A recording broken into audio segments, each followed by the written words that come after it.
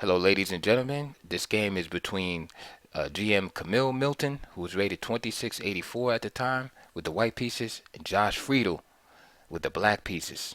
This game took place in Chicago, 2006. So D4, Knight f6, C4, E6. Are we going to get a Nimzo Indian? No, we're not. Knight f3 comes out, but the move order Knight f6, E6 is very flexible. So there's different paths that this game can take. So here, um, Benoni is offered and accepted. So D5 and now B5. So this is known as the Blumenfeld counter gambit. Now these openings are related. These Bancos, Benonis, they're all cousins and nephews, if you will. So they're all related. So we have this counter strike and pawn sacrifice with B5 with the idea of just undermining the white central buildup.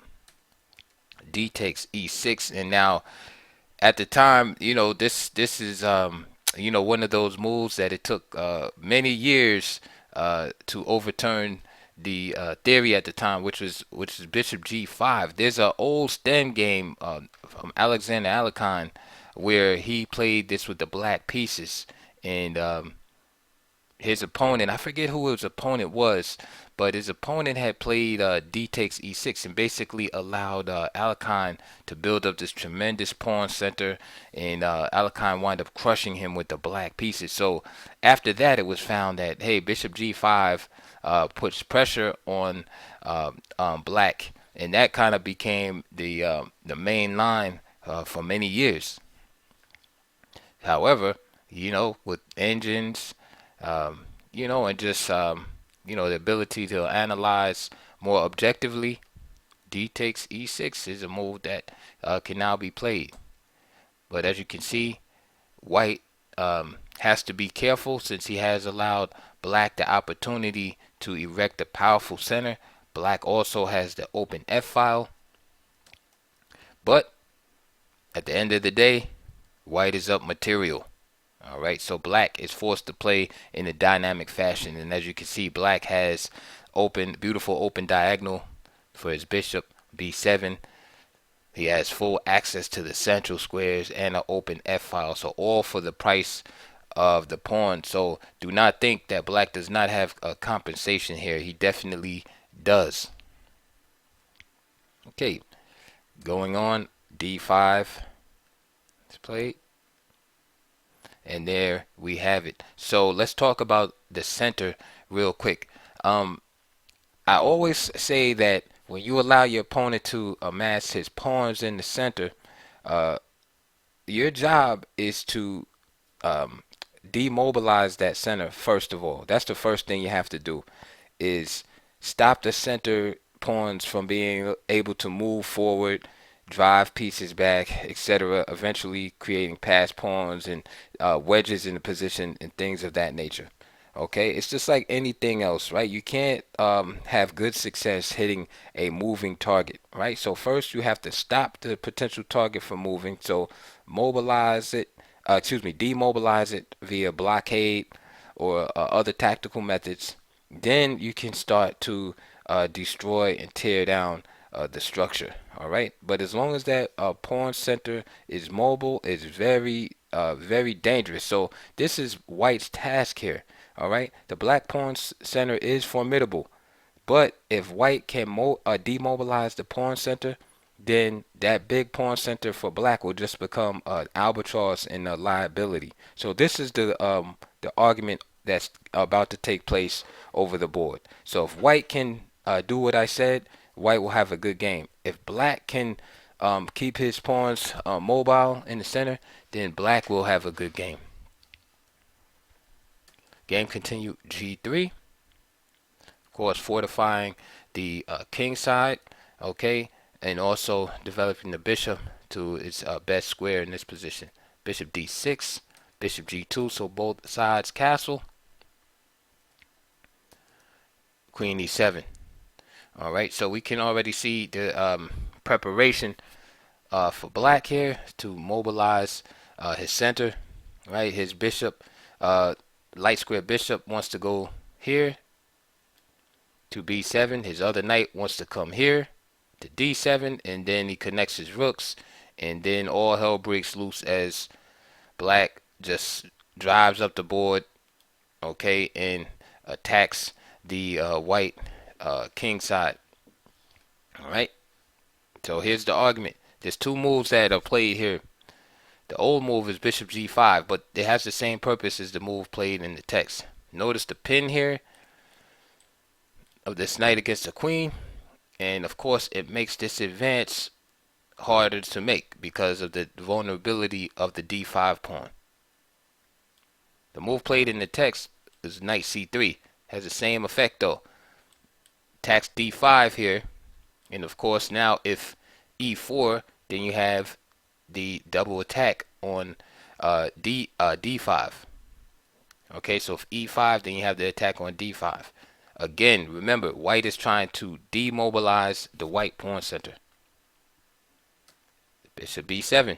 So adding more reinforcement to this pawn. So now, right, surely black can push his pawns forward now. All right, he has the d5 pawn protected. So now what do you do? Well, white play e4. All right, so now he's forcing black to compromise his plan a little bit here. So let's look. In the game, d4 was played. However, let's look at the alternatives. If d takes e4, then simply knight g5, and then you can see the power of this bishop, and you have these two knights on c3 and g5 ready to recapture this pawn. Remember, white is still a pawn up, so now we see that black center is totally decimated. Okay, white has better pawn structure and everything going forward, and black is just totally destroyed in this position. All right, he's not lost, but his position is pretty much busted. Okay, it would be very difficult for him to hold this type of like ending with this pawn structure. So in that instance, white would have won the argument.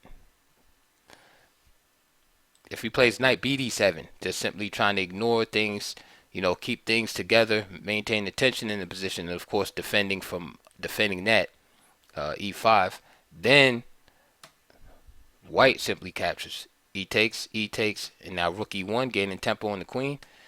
Queen d8, and now knight g5 again unleashing this powerful bishop here on g2. So now you have three pieces attacking this, right?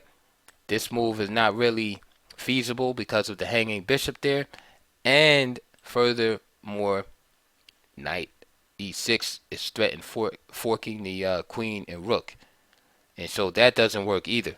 That explains the game continuation, which was d4. What else? So d4 is met by e5, and all of this is pretty much forced. Bishop takes e5, knight takes e5, bishop takes g2, king takes g2, d takes c3, b takes c3, queen b7 check, king g1, queen takes b5. So guess what? Black has regained his pawn, right? But a bunch of pieces have been exchanged off the board, right? So this favors white, and white has a better pawn structure, and he already has the pawn on e6 blockaded automatically. And furthermore, it's difficult for black to complete his development. All right, so all of these exchanges have worked out for white, and guess what? What has happened to the black center? Totally decimated. White's move, simply bishop g5. Okay, and here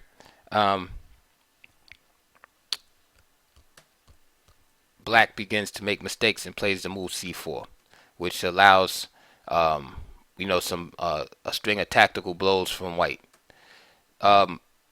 Black had to play like a move, maybe retreat the queen or something like that. Okay, and just try to develop and consolidate his position.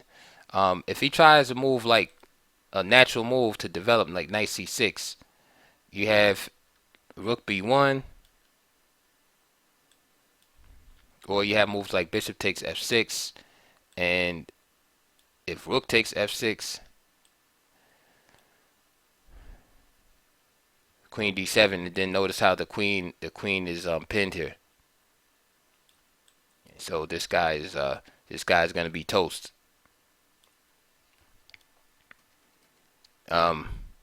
Again, if knight b d7, again rook b1 hitting the queen, and really what do you do? You can't really come here, and you can't come here, so the knight just gets captured. Black just loses material. So I just wanted to illustrate that it is difficult after bishop g5 for black to complete his development, because at first glance it looks like black can just bring his pieces out. He could just bring his knight out or something like that, but he's not able. It's not that easy. He can't bring the rook to the e file. If he tries to even go knight a6, he runs in the same type of scenarios with rook b1, or bishop takes f6, and I'll just show you. So bishop takes f6 here, and of course that capture prohibits black from taking over the d file, so this has to be captured. And if rook takes, rook b1, again hitting the queen. Where's the queen going? e8 for example, and then now you just penetrate with queen to d6, so you're hitting this knight. So again, there's no time for that. Okay, so let's say queen c8, protecting the knight over there, and now you have time to play a move like rook fd1, just taking over the position. Okay, so that's just an example of to show you how difficult it is for black to develop the remainder of his pieces here. So after bishop g5, you can have some sympathy for Josh Friedel in this position, why he would play a move like c4. All right, so it's kind of like he's kind of having trouble finding moves here, and on the surface it looks like a decent move. After all, he knows eventually a move like rook b1 is coming, so why not gain some space in the position, right? He's fixing the pawn on a dark square, right, the same color as this bishop, and he's attacking an unprotected piece. So it looks good. But as I always say, tactics are king in chess. All right, so position is great. Position is like the second rank. As for hierarchy, right? Is position, but tactics. Tactics. It has to pass that soundness check. So here, after bishop takes f6, black runs into some trouble here. He wants to take with the rook, right? That would be the best option, but unfortunately his back rank is suspect due to the lack of development. So if queen d8 would take place, and if rook f8, then just simply queen d6, attacking the pawn on d6. All right, and let's say if he played a move like this, for example, queen d5, then a takeover of the d file, rook fd1. And again, this is all good for black. This pawn is going to be captured. If he plays something real passive like rook e8, again, this rook bd1, and white just dominates the position. Right, rook bd1, rook b1 or rook d1, and white is just dominating the position. Right. So this is why he didn't capture with the rook. Instead, he took with the pawn. Okay, so the pawn structure is further compromised, and also the king side is now compromised. However, it has the beneficial effect of hitting the knight. Of course, white ignores that. Right, Kamil Milton ignores that. Plays queen g4 check. The king is forced into the corner, and now he just simply picks up the pawn. Knight takes c4. So black's material equality was short-lived. However, the problem is exacerbated because now he's not only down a pawn, but his position is worse also, right? At least before, when he was down a pawn, he had all of this compensation as far as like the big pawn center, open files, a lot of pieces on the board. Now all of that is gone. All of the pieces are gone, right? At least a lot of them, have been traded off. You know, he's down a pawn again, and his king side is ripped open, and his pawn structure is compromised. So that equals, a loss. At this point, Friedel, to me, this is like tantamount to resigning. He just trades queens here and accepts these double pawns, and then the rest, there's really no comment after this. So knight c6. White just played some normal moves, attacking moves, penetrating into the position. And then f4 was kind of like the straw that broke the camel's back. Again, the lack of piece coordination is killing black here. Notice how this knight is cutting off the connection of the rooks.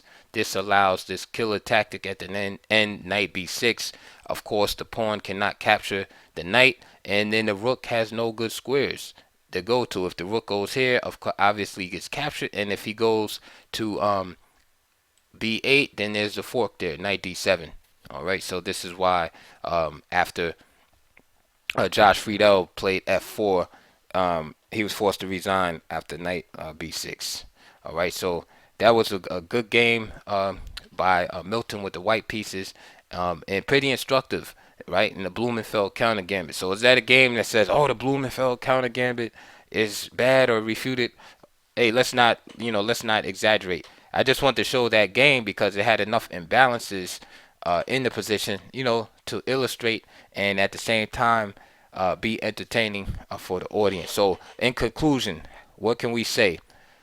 Let's go back and list some points. One, the center, having the central occupation with pawns is excellent. However, the pawns have to be mobile. If you can't mobilize them, if they become fixed targets, then they become a liability, as we saw in this game, right? White made it impossible for black to advance his e5 pawn and get his pawn storm going. And then he wound up, once he fixed the target, he attacked it with e4. And then all of the exchanges helped black. So when the opponent is, forced to play in a dynamic situation like that, he was a pawn down. He was forced to, play dynamic with open files and a lot of piece activity. The remedy is to do the exact opposite, which is to calm his piece activity via trades, which is what Milton did. He wound up trading all the pieces. He attacked he fixed first and attacked the huge pawn center. All right, and then he just gradually, strangled, white in the position. Okay, so this wasn't like any really devastating tactical game. It's just that he just exploited black's lack of the ability to coordinate and develop his pieces, and was able to go on and win that game. So I hope you enjoyed that little lesson right there. Please click my links below, donate to my channel, and also check the links for DVDs/books related to the particular opening on the board today, which was the Blumenfeld counter gambit. I hope you enjoyed that. Please like and subscribe and put your comments below. And I